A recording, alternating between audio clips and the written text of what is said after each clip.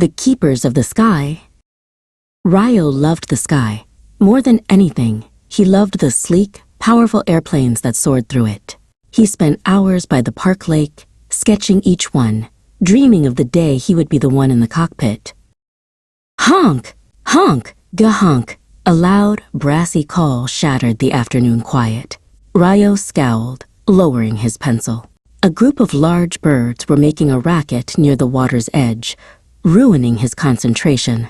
Noisy birds, he muttered. They certainly have a lot to say, don't they? A gentle voice remarked. Ryo turned to see an old man with kind eyes and a warm smile sitting on a nearby bench. A pair of binoculars hung around his neck. The man walked over and sat beside Ryo.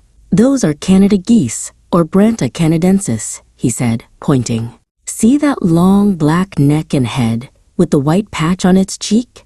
It looks just like a chinstrap. That's how you know for sure. Ryo looked closer. The old man was right. The goose had a proud, black head that stood out against its brownish-gray body. The white marking was so clean and sharp, it did look exactly like a strap holding on a tiny helmet. They are masters of adaptation, Kenji continued. They love open water like this lake, where they can see predators coming, and grassy fields where they can graze. Our parks and golf courses have become perfect homes for them. Ryo watched one of the geese pull at the grass with its beak. They are herbivores mostly, Kenji explained. They eat grasses, grains, and aquatic plants. They can spend hours just grazing, like feathered lawnmowers. They are very social birds and live in family groups. In the spring, you'll see parents with a line of fluffy little goslings trailing behind them. They mate for life, you know, very loyal. But their most famous behavior is their migration, said Kenji, his eyes looking to the sky. In the fall, they gather in huge flocks and fly south for the winter.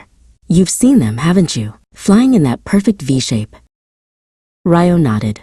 He had seen it, a living arrow pointing the way across the autumn sky, their calls echoing down.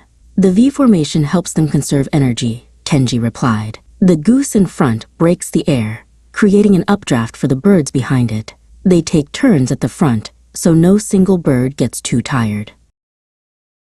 Ryo's eyes lit up.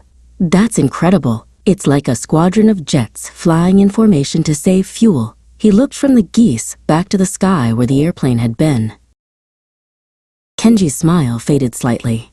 Yes, exactly. But sometimes, the geese and the jets you love get a little too close. And that, he said gravely, is very dangerous.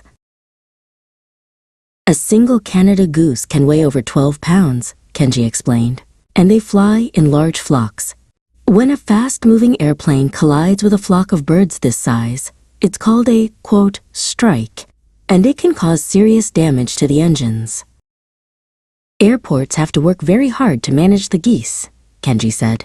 They use loud noises, trained dogs, and even lasers to scare the birds away from the runways, keeping both the passengers and the geese safe.